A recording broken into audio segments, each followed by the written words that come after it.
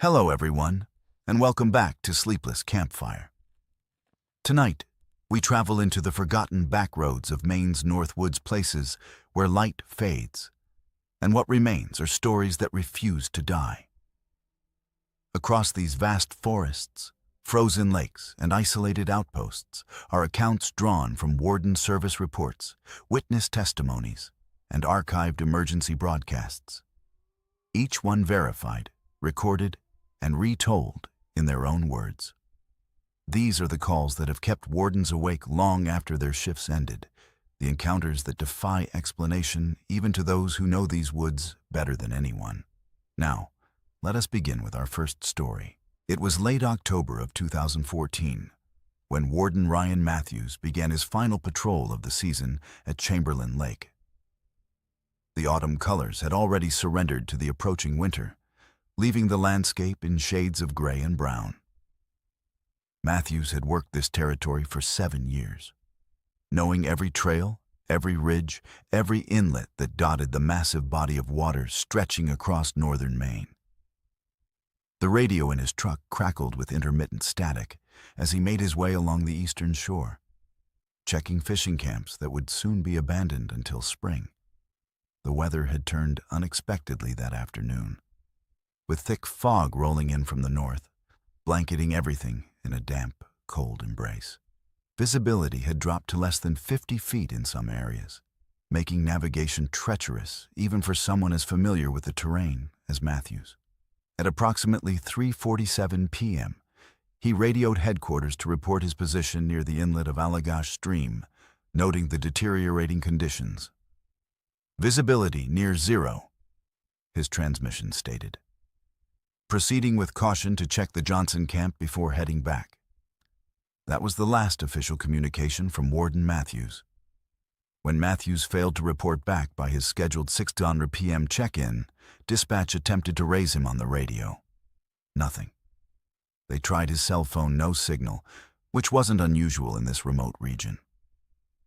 By 7:30 p.m., with darkness having fallen completely, 2 additional wardens were dispatched to follow Matthews's planned route. They found his truck parked near the Johnson camp, driver's side door ajar, headlights cutting through the thick fog. The engine was still running, though barely audible over the persistent hum of insects in the damp air. The radio was tuned to the service frequency, emitting only static. Matthew's flashlight lay on the ground beside the truck, its beam pointed toward the woods, batteries still strong.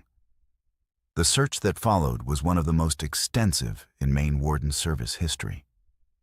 For 17 days, teams combed the area around Chamberlain Lake, employing helicopters, tracking dogs, and experienced woodsmen.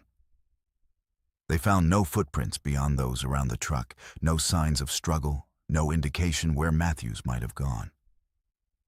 The Johnson camp showed no signs of disturbance. The door was locked, windows intact, everything as it should be. The only anomaly discovered was a single set of tracks leading into the forest, approximately 50 yards from the truck, then abruptly ending as if whoever made them had simply vanished into thin air. What makes this case particularly disturbing are the audio recordings recovered from Matthews' truck. The vehicle's dashboard camera had captured the ambient sounds from the final minutes before his disappearance. For the first 12 minutes, nothing unusual: the gentle lapping of water against the shore, the distant call of a loon, the occasional rustle of leaves in the wind. Then, at approximately 3:52 p.m., something else enters the recording. A faint rhythmic sound, almost like whispering, though no words can be distinguished. This continues for 3 minutes, growing slightly louder before Matthew's door opens. His footsteps are heard on the gravel, then silence for 47 seconds. Then comes the sound that has haunted every warden who has heard the recording: a single, clear word, spoken in what appears to be Matthew's voice. "Hello?" Following this, nothing but the natural sounds of the lake and forest. The official investigation concluded with no definitive answers. Matthews was declared legally dead in 2017, though his body has never been found. Theories abound among the Warden service that he encountered a hostile moose or bear, that he became disoriented in the fog and succumbed to the elements, that he simply walked away from his life. But none of these explanations account for the strange audio or the tracks that led nowhere. To this day, wardens patrolling Chamberlain Lake report an unusual silence in the area where Matthews disappeared, as if the natural world itself holds its breath in remembrance of whatever took him that foggy October afternoon. It was approaching midnight on December 5th, 2017, when Warden Sarah Jenkins received the call that would trouble her for years to come. She was stationed at the Millinocket Regional Office, monitoring radio communications for the northern sector of Baxter State Park. The winter had come early that year, with temperatures already dropping well below freezing and snow accumulating in the higher elevations. Most sensible hikers had retreated from the mountains weeks ago, leaving the park to the hardiest wildlife and the occasional research team. At 11:42 p.m., a transmission broke through the usual nighttime static on Channel 7, the emergency frequency reserved for park rangers and research personnel. The voice that came through was distorted, barely recognizable as human, but Jenkins could make out enough to understand it was a distress call. "Station, something wrong here. Not alone."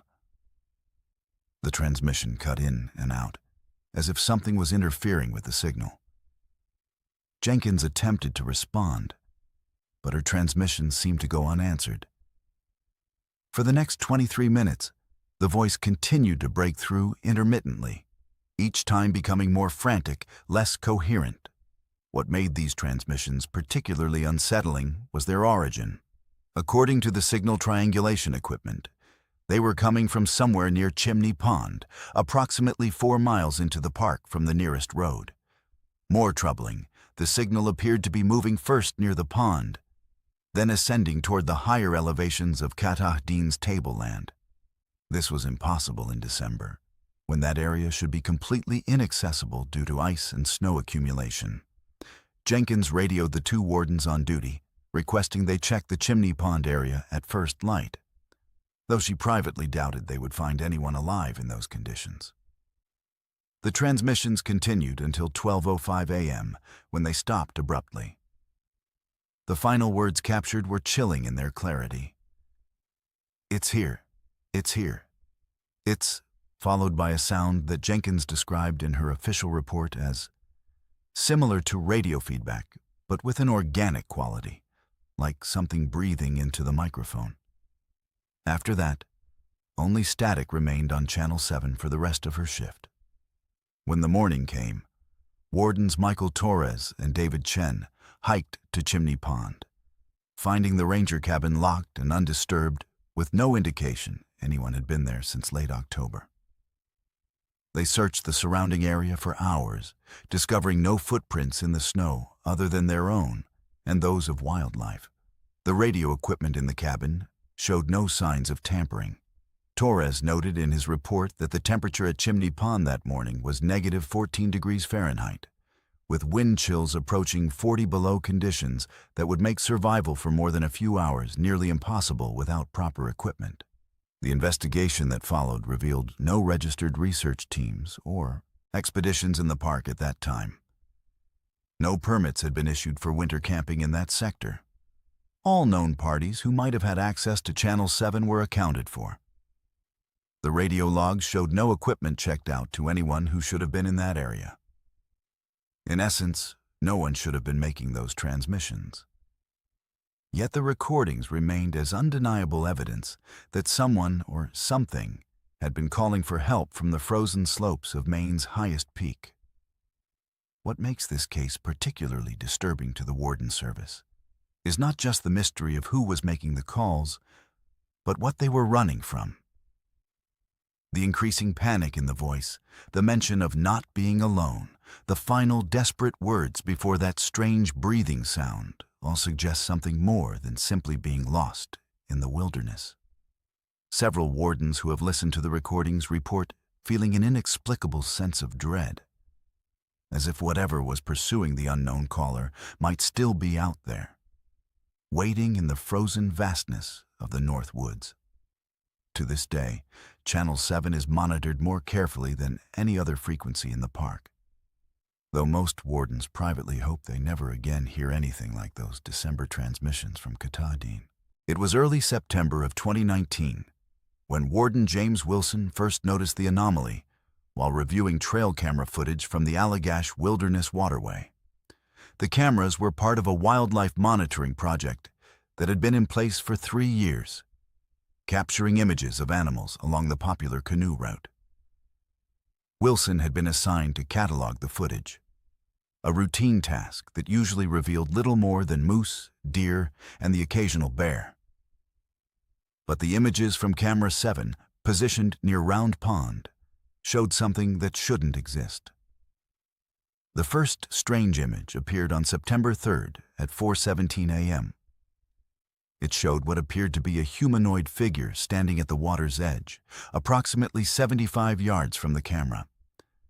The figure was tall, estimated at over 7 feet, and unnaturally thin, with proportions that didn't match any human Wilson had ever seen. What was most disturbing was that the figure appeared to be composed of darkness itself, absorbing rather than reflecting light, making its exact features impossible to distinguish. It stood motionless for 3 consecutive frames before simply disappearing between images, with no indication of movement toward or away from the camera. Wilson initially assumed the image was an artifact, a trick of light, a camera malfunction, perhaps a tree branch that had fallen and created an unusual shadow. He set the images aside to review later. But when he continued through the footage, more anomalies appeared. On September 7th, at 2:23 a.m., the figure appeared again, this time closer to the camera, though still maintaining its impossible darkness. On September 12th, it appeared near a group of campers who were visible sleeping in their tents, standing motionless for nearly 5 minutes before vanishing again. What chilled Wilson most was that in this series of images, the figure appeared to be looking directly at the camera, as if aware it was being observed. The breaking point came on September 19th, when the figure appeared in broad daylight at 10:42 a.m. This was impossible, as the camera's infrared function should have prevented such an anomaly during daylight hours. Yet there it was, a patch of absolute darkness standing against the sunlit forest, so out of place that Wilson felt a cold dread wash over him as he stared at the monitor. He immediately reported his findings to his supervisor, Warden Sergeant Rebecca Hall. Hall was initially skeptical, suggesting camera malfunction or tampering. But when she reviewed the footage herself, her professional demeanor faltered. The images were undeniable. Something was appearing and disappearing along the Allagash waterway, something that defied logical explanation. The decision was made to retrieve all cameras from the area and send them for technical analysis. Wilson was tasked with collecting Camera 7, the one that had captured most of the anomalies. What happened during that collection would haunt Wilson for the rest of his career. He arrived at Round Pond on September 21st, a clear autumn day with perfect visibility. As he approached the camera's location, he felt an inexplicable chill despite the mild temperature. The forest around him seemed unusually quiet, with no birdsong or insect noise. When he reached the camera, he found it hanging from its mounting, straps cut cleanly, as if by a sharp blade. As he examined it, he became aware of a presence behind him. Wilson described what happened next in his official report. "I turned to find myself facing a figure matching the images from the camera footage. It stood approximately 20 feet away, unnaturally still, seemingly absorbing the light around it. I could discern no features, only a shape that was darker than any shadow I have ever witnessed. It made no sound, showed no movement. Yet I felt an overwhelming sense of menace, as if I was being sized up as prey. I drew my service weapon and ordered it to show its hands, though I knew even as I spoke how absurd this was. The figure remained motionless for what felt like several minutes, though it was likely only seconds. Then, without turning or moving in any way I could perceive, it was simply gone. Wilson radioed for immediate backup, though he was ashamed to admit what he had witnessed. When other wardens arrived 15 minutes later, they found no footprints, no disturbed vegetation, no evidence that anyone had been there besides Wilson himself. The camera was taken for analysis, which revealed no technical malfunction. The images were authentic, though unexplainable.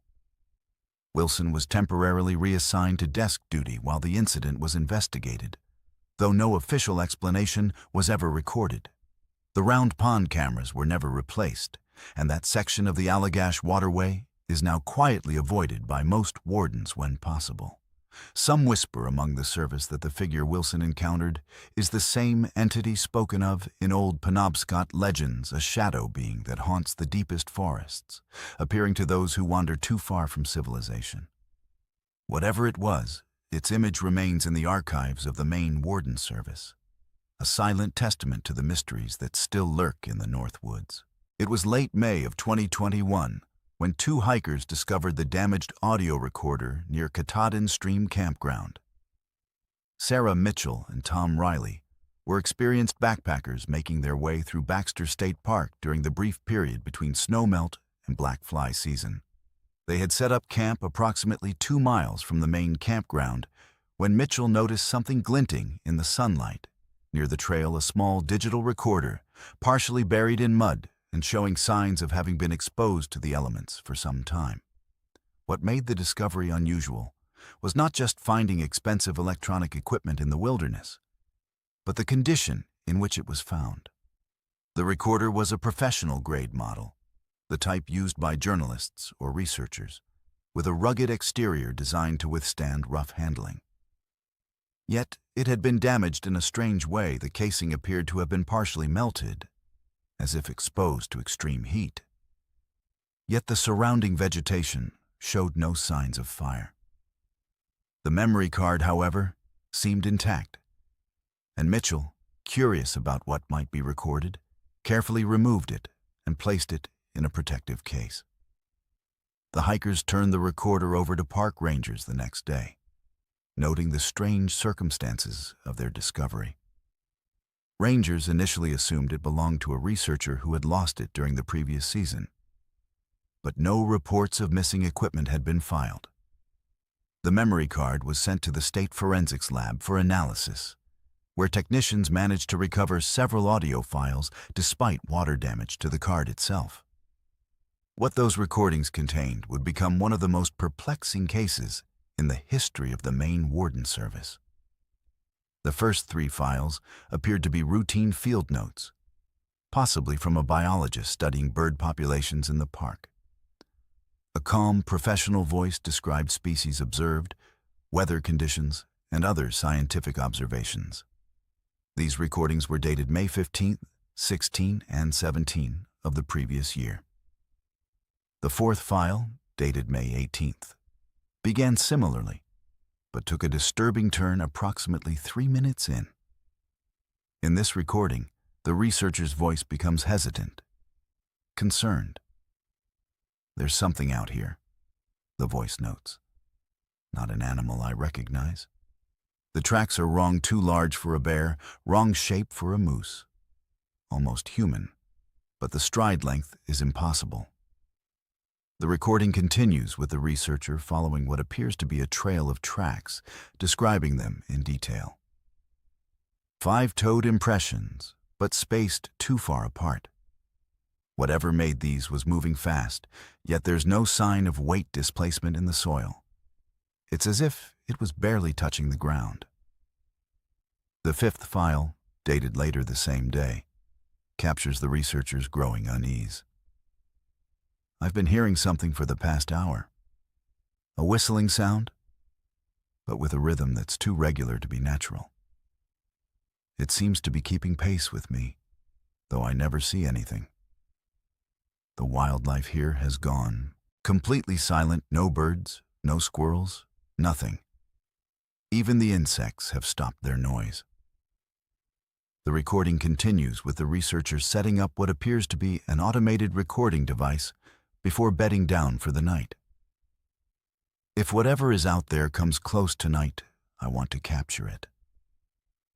The sixth file is where the recording becomes truly disturbing. It appears to be the automated capture from the night of May 18th. For the first 2 hours, only natural sounds can be heard: wind rustling through trees, the distant call of an owl. Then, at approximately 2:17 a.m., a new sound begins, a low, rhythmic humming that seems to move around the researchers' campsite. This continues for several minutes before being joined by what sounds like heavy footsteps circling the tent. The researcher can be heard stirring, then unzipping the tent. What follows is difficult to describe in words. The researcher's voice, now filled with what can only be described as terror, whispers into the recorder. My God, it's standing right there, just outside the light. It's impossibly tall. The shape is wrong, all wrong. A pause, then. It's looking at me. I can feel it. The eyes there are too many.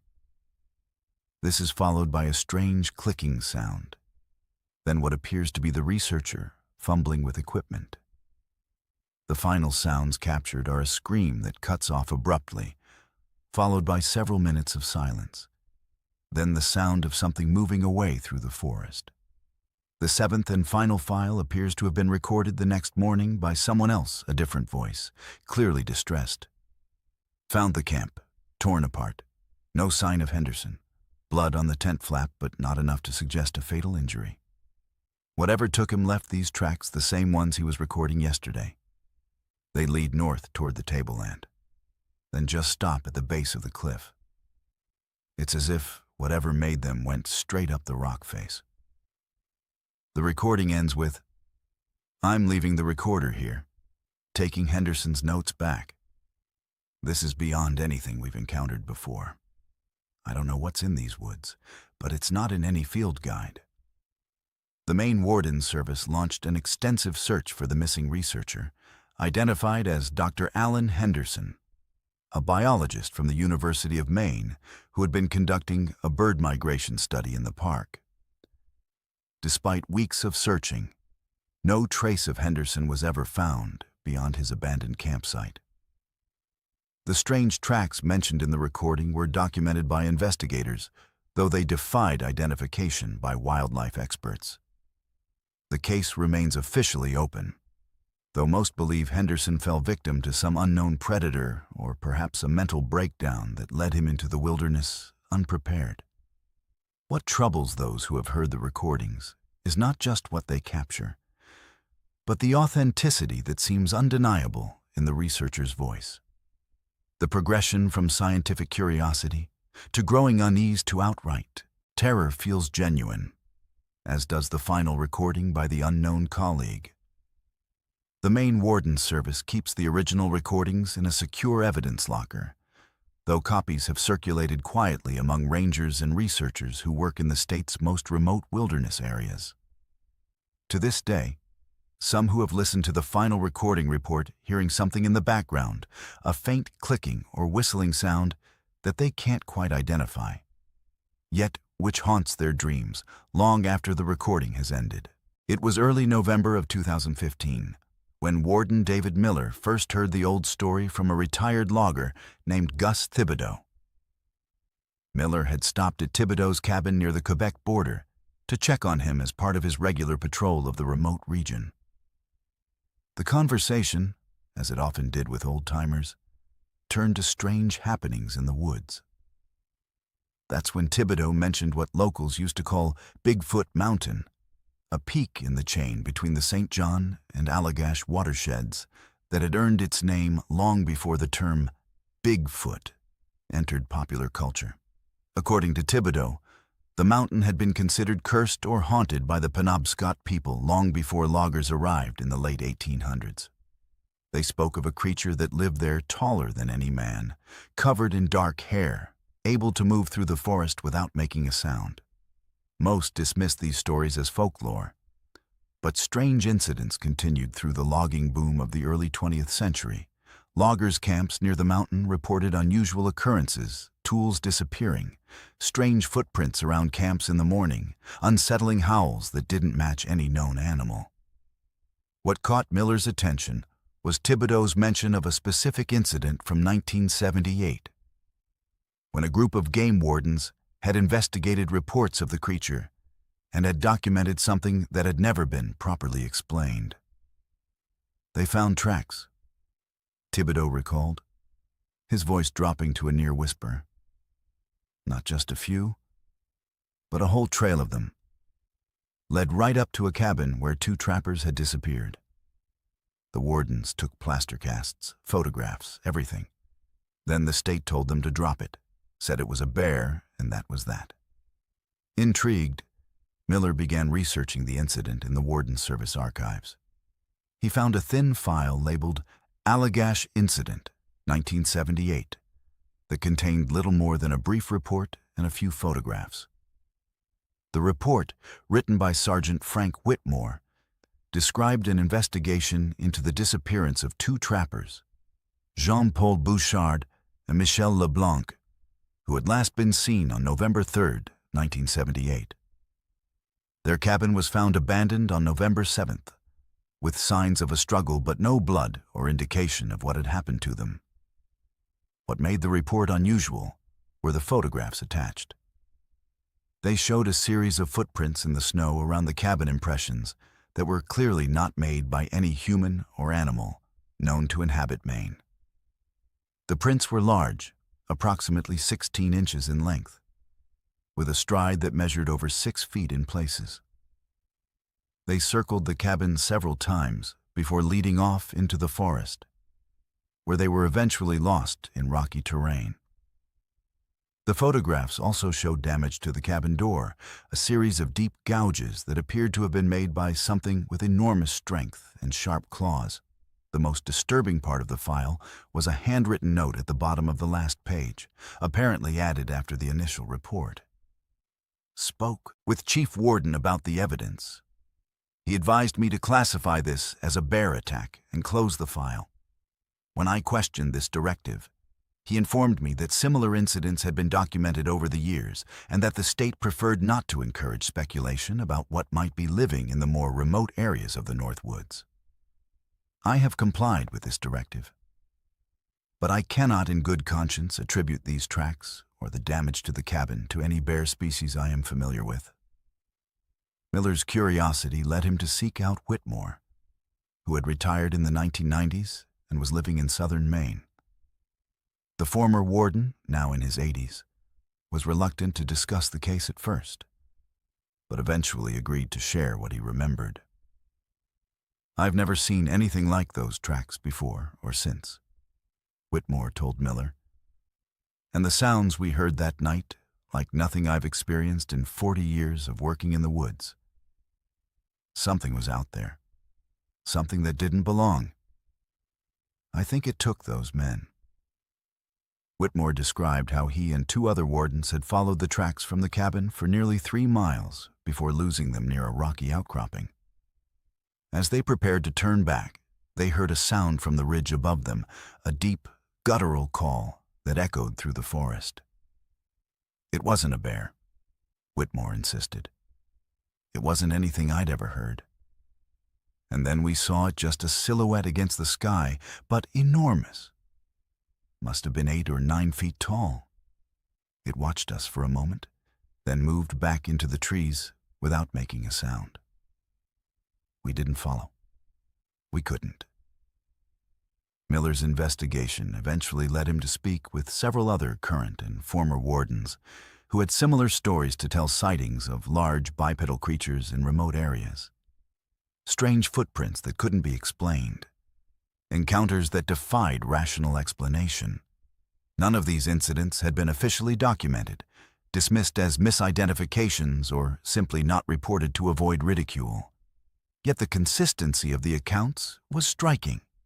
What Miller found most compelling was that these stories weren't limited to the North Woods of Maine.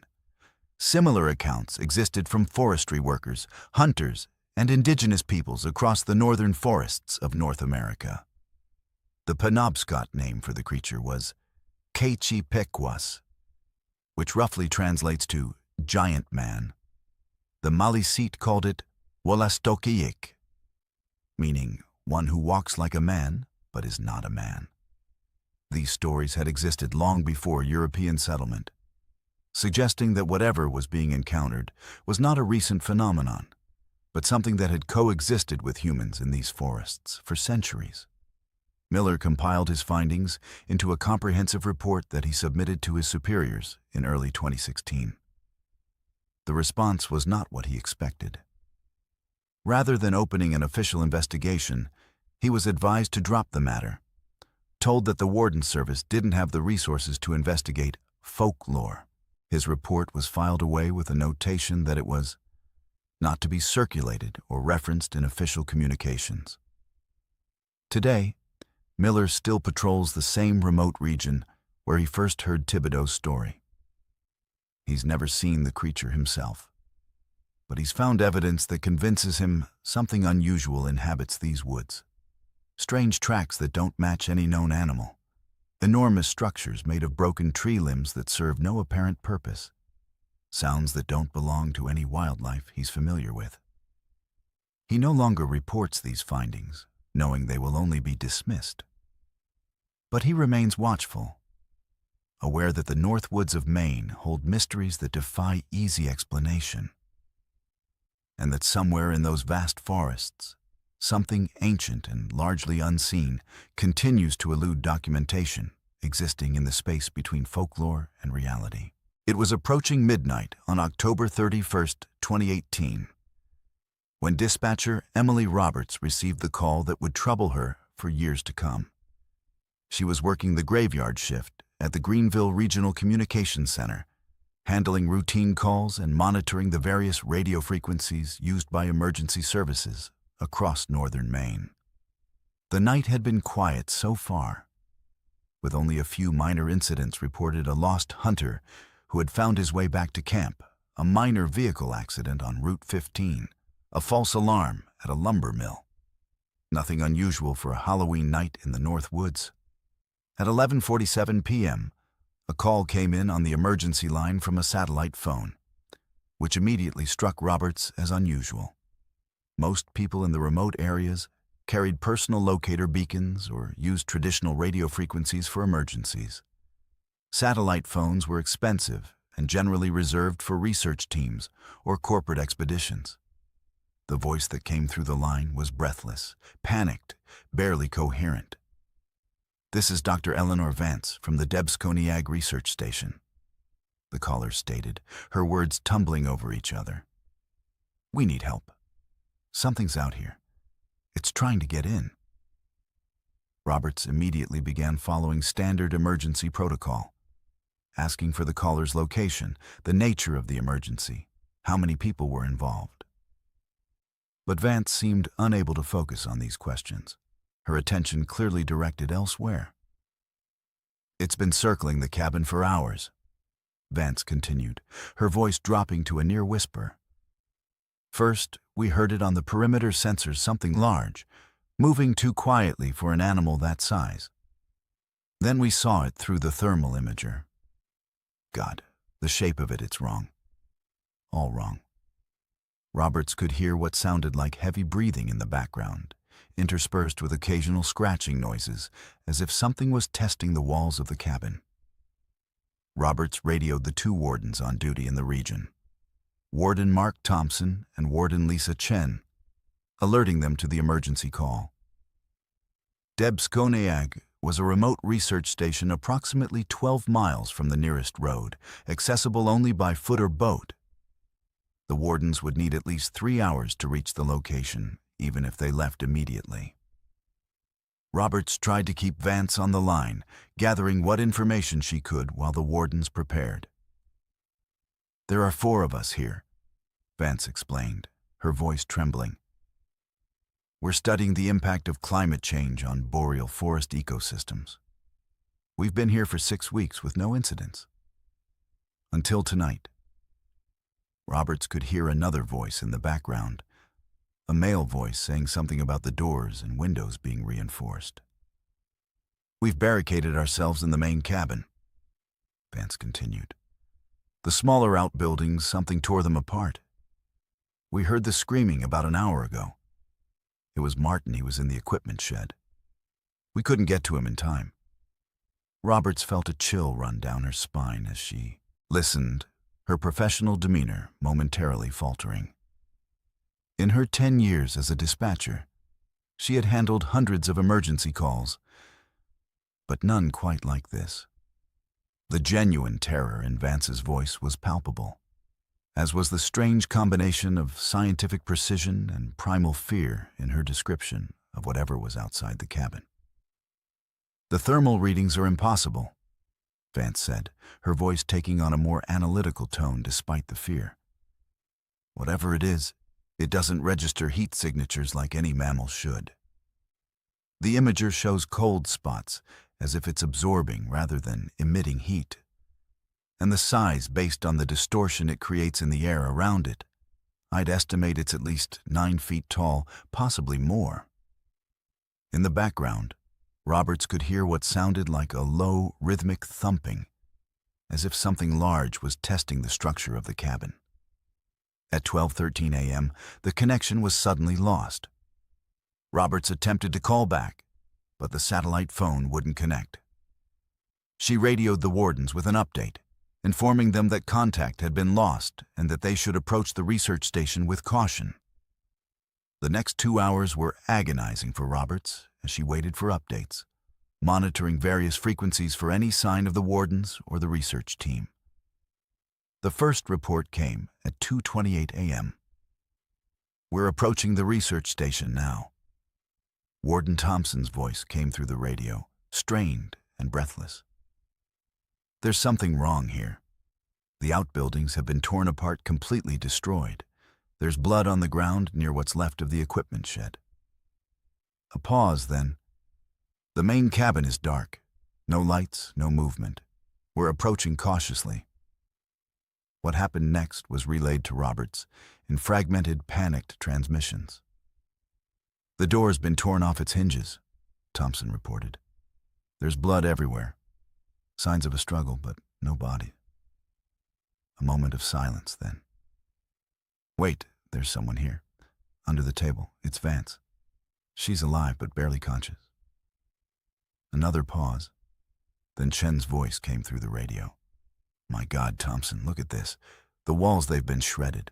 Whatever did this came through the walls, not the door. Roberts listened in horror as the wardens described the scene. The research cabin had been breached from multiple directions, with large holes torn through the walls as if something had simply walked through them. The furniture was overturned, scientific equipment smashed, blood spattered across walls and floor. 3 of the 4 researchers were missing Martin, as Vance had mentioned, and 2 others, Sarah and Daniel. Only Vance remained, found unconscious under a sturdy research table, her arm broken and suffering from severe hypothermia. The most disturbing discovery was what the wardens found outside the cabin. A series of tracks led away from the research station into the forest, impressions that defied identification. They were larger than any human footprints, with a stride that measured over 7 feet in places. What was most unsettling was that they appeared in a straight line, with no variation in depth or spacing, as if whatever made them moved with impossible consistency and balance. Vance was airlifted to a hospital in Bangor, where she recovered from her physical injuries but remained in what doctors described as a state of severe psychological trauma. She was unable to provide a coherent account of what had happened that night, though she occasionally muttered about the cold shadow and too many eyes when questioned by investigators. The missing researchers were never found, despite extensive searches of the surrounding area. The official report classified the incident as an unidentified animal attack. Though privately, the wardens who responded that night admitted they had never encountered any animal capable of the destruction they witnessed at Debskoniag. The research station was never reopened, and the area is now quietly avoided by most who work in the region. Roberts eventually transferred to a different dispatch center, unable to forget the terror in Vance's voice or the strange details of that Halloween night in the North Woods. To this day, when training new dispatchers, she sometimes plays the recording of that call, though she never explains what happened after the connection was lost, leaving them to wonder what could have prompted such terror in a team of experienced researchers working in the wilderness they knew so well. It was early August of 2020 when the most severe storm in decades hit the Nahmakanta region of Maine's North Woods. Meteorologists later classified it as a derecho, a widespread, long-lived windstorm that was particularly unusual for the area. Winds reached speeds of over 100 miles per hour in some locations, toppling thousands of trees and leaving the region devastated. What made this storm particularly troubling for the Maine Warden Service was not just its destructive power, but what was discovered in its aftermath. Warden Jessica Rodriguez had been stationed at the Nahmakanta Lake Campground for 3 seasons and knew the area better than most. When the storm approached on August 4th, she assisted with evacuating the few campers who were in the area, directing them to safer locations until the weather passed. By late afternoon, the campground was empty except for Rodriguez and her partner, Warden Tom Richardson, who had hunkered down in the reinforced ranger station to ride out the storm. The storm hit with unexpected ferocity around 4:30 p.m. The wind howled through the trees, creating a deafening roar that made conversation nearly impossible. Rain fell in horizontal sheets, visibility dropping to near zero. The ranger station, built to withstand severe weather, creaked and groaned under the assault. Rodriguez and Richardson monitored emergency frequencies, coordinating response efforts with other agencies and documenting the storm's progression. What neither warden could have anticipated was the strange transmission that broke through the storm's static at approximately 6:17 p.m. It came on the emergency frequency used by the Warden Service, though the voice was not one they recognized. The signal was weak, distorted by the storm, but the words that came through were chilling in their clarity. "It's using the storm. It's hunting with the storm." This was followed by what sounded like a scream that was cut off abruptly, then nothing but static. Rodriguez immediately attempted to respond, asking for the caller's location and status. There was no reply. She tried several more times over the next hour, but the frequency remained silent except for the storm's interference. The transmission was logged, but with the storm still raging and multiple emergency situations developing across the region, there was little that could be done to investigate its source at that moment. The storm finally passed around 10:30 p.m., leaving behind a landscape transformed by its violence. Trees were down everywhere, many snapped off halfway up their trunks, others uprooted entirely. Roads were blocked, trails impassable. Power lines were down across the region. The full extent of the damage would only become visible in the morning light. What Rodriguez and Richardson discovered at dawn would haunt them for the rest of their careers. While conducting an initial assessment of the damage around the ranger station, they came upon a scene that made no sense in the context of a natural disaster. Approximately 300 yards from the station, a small camper trailer had been torn apart not by the wind, which had primarily affected trees and structures above ground level, but by what appeared to be immense force from multiple directions. The metal siding was ripped and twisted, the frame bent at impossible angles. What was most disturbing was that the destruction appeared to have come from within. as if something had exploded outward from inside the trailer. Nearby, Rodriguez found something that chilled her to the bone, a series of tracks in the mud created by the storm's rainfall. They were not human footprints, nor did they match any animal native to Maine. The impressions were large, deeply pressed into the ground as if bearing enormous weight. Yet they showed no signs of the slippage that would be expected in such muddy conditions. What was most unsettling was their arrangement, not in a line indicating movement, but in a circular pattern around the destroyed trailer, as if whatever made them had been methodically circling their prey. Richardson radioed headquarters to report the discovery, requesting immediate backup and a forensic team. While they waited, they continued to document the scene, taking photographs and measurements. It was Rodriguez who found the camera near what remained of the trailer's door, a waterproof model similar to those used by wildlife researchers. Though damaged by whatever had destroyed the trailer, the memory card appeared intact.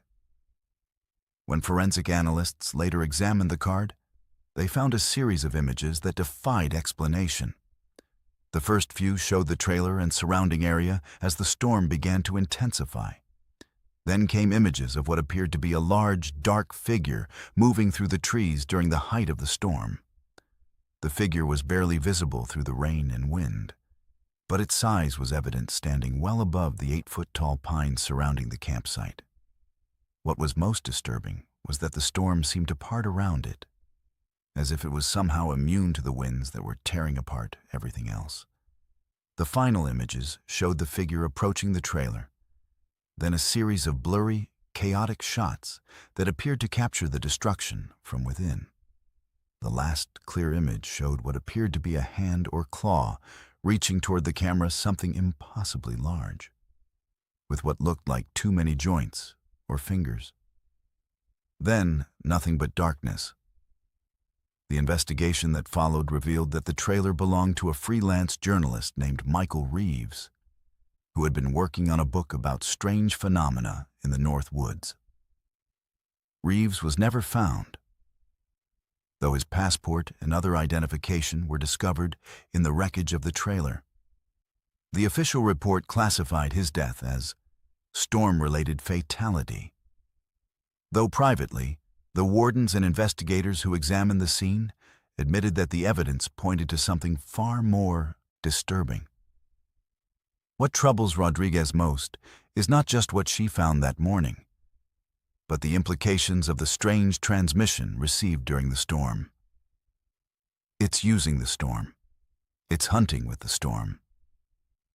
The words suggest intelligence, purpose a predator that had somehow learned to use natural disasters as cover for its activities.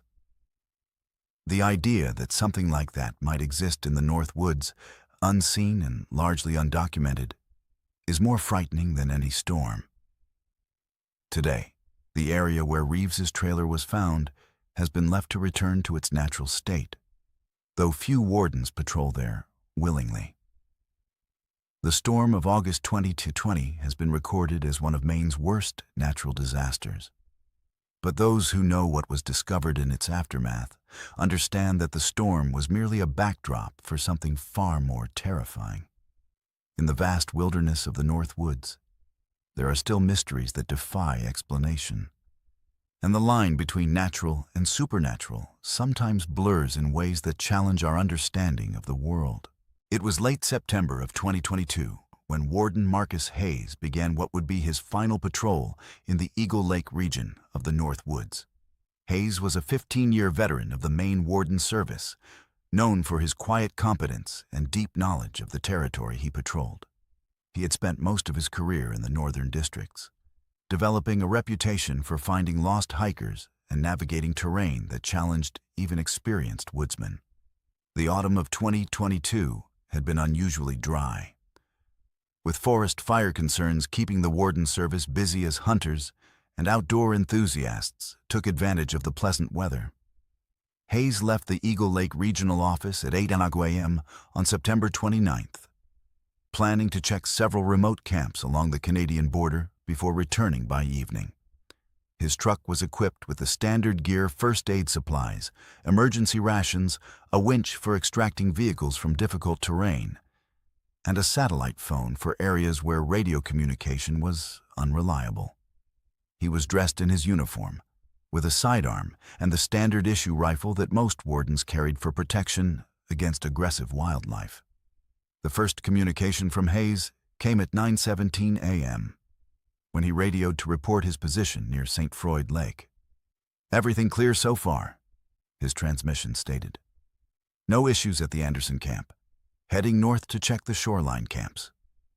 This was routine, the kind of update wardens provided throughout their shifts to maintain situational awareness across the service area. The second communication came at 11:42 a.m., when Hayes reported reaching the camps near Square Lake. "All camps secure here," he transmitted. "Found some unusual tracks near the Prescott camp, too large for a bear, wrong shape for a moose. We'll document before moving on."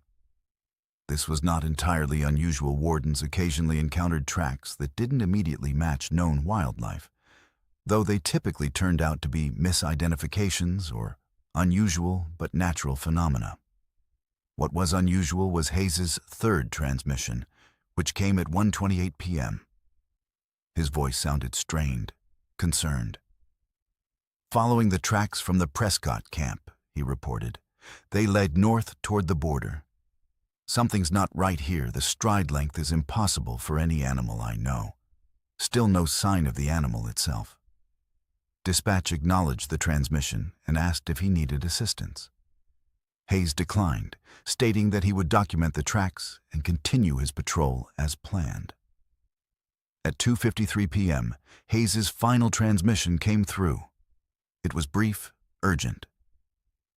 "Found something you need to see here," he stated. "At the old fire tower on Arnold Brook Hill. The tracks lead right to it. There's..." The transmission cut off abruptly, replaced by static. Dispatch attempted to raise Hayes multiple times over the next several minutes, but received no response. His satellite phone was not answering either. When Hayes failed to check in by his scheduled 5 p.m. deadline, a search was initiated. 2 wardens were dispatched to follow his planned route, beginning with the fire tower mentioned in his final transmission.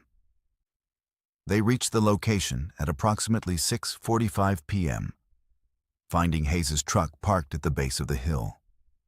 The engine was cold, suggesting it had been there for some time. The driver's side door was ajar, though there was no sign of struggle around the vehicle. What the wardens found at the fire tower would become one of the most perplexing cases in the history of the Maine Warden Service.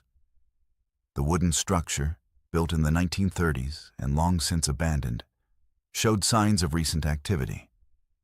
The stairs leading to the cabin at the top were damaged, as if something too heavy for them had ascended.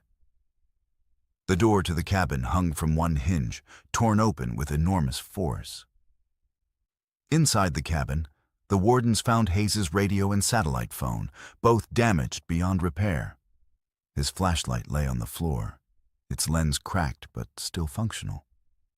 The most disturbing discovery was a series of deep scratches on the wooden walls marks that appeared to have been made by something with enormous strength and sharp claws.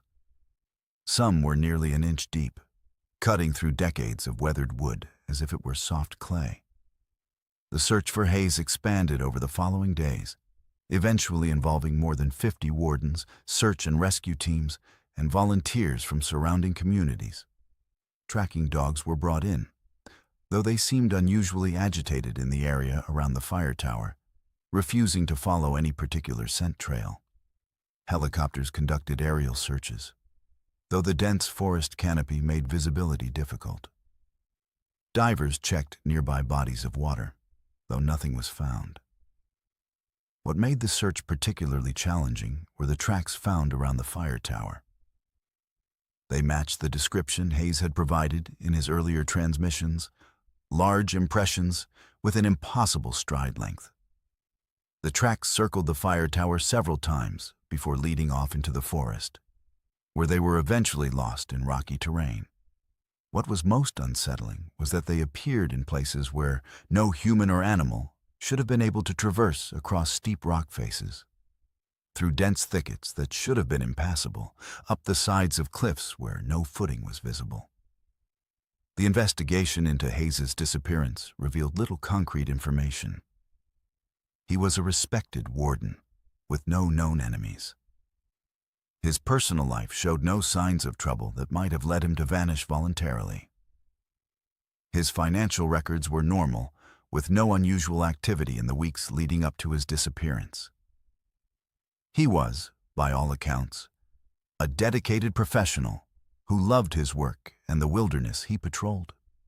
What the investigation did uncover were other similar incidents from the past 50 years' reports of unusually large tracks, sightings of tall bipedal figures in remote areas, encounters that defied logical explanation.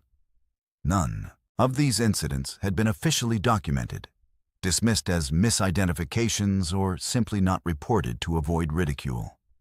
Yet the consistency of the accounts was striking, suggesting that Hayes might have encountered something that others had seen but rarely spoken of. The official report on Hayes's disappearance classified it as unknown, presumed deceased, though no body was ever found and no definitive explanation was ever provided. Privately, many wardens believe he encountered something extraordinary that day in the North Woods, something that had been largely undocumented but occasionally encountered by those who spent enough time in the most remote areas of the state.